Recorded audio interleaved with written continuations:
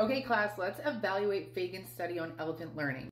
Let's start with the population because we have a very small sample size of female elephants. And right away, this is going to make it difficult for us to generalize the information that we got from the study to larger populations.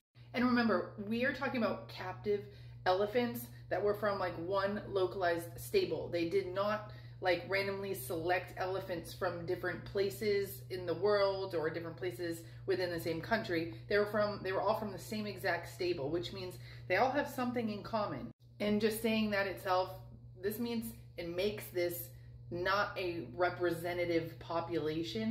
But don't go too far to say anything like it's not generalizable to all elephants, because there are some wild elephants, but we're not going to need to train those elephants. We only need to train elephants that are in captivity. Now, the elephants in this study were specifically chosen because they were docile. And because of elephants' really large size, they pose a threat to humans. So we specifically chose elephants that had a really good temperament, which means if an elephant doesn't have the same temperament, we don't really know if this type of training is going to work. And there were some other challenges that we faced. I mean, controlling for distractions. So we could have seen different results just based on the distractions there were people that were in the area viewing the elephants, and this could have caused the distraction and made the elephants not learn as quickly. But on a good note, we have controlled observations here. And this means that this study can be easily replicated. And when a study is easily replicated, it means we can test for good reliability. But it's also important to know that our trainees, they basically worked around the elephant's mood or the elephant's schedule.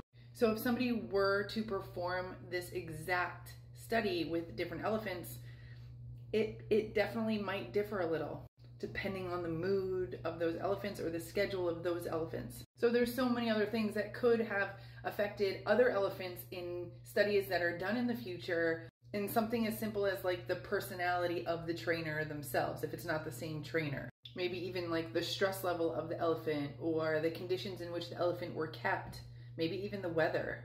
And now let's just talk validity, because there were attempts to maintain validity within the study. The Mahouts were asked to not speak or even give signals to the elephants. And more specifically, the verbal cues that our trainees gave the elephants really had no meaning in Nepal or English language. In both of these controls that I just talked about, they're going to help limit demand characteristics. Because if we have a previously trained elephant in specific languages or through different demands that they already know, then they may go ahead and give us that behavior that they believe that we're looking for. Now, as a structured observation, we were able to collect quantitative data. So when the elephants gave correct responses to verbal cues, they got a tally mark, and then we turn those into numbers, and then we can create statistics. This is basically allowing us to make objective analysis of the data.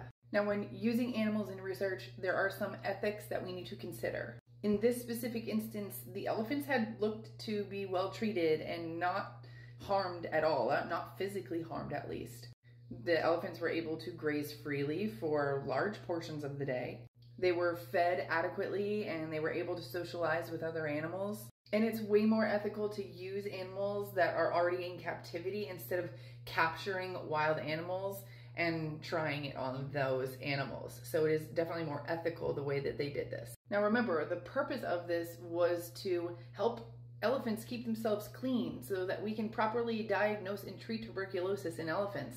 So it was really important that we stayed away from all types of punishment, because we wanted our elephants to want to be around us so that we could treat them effectively.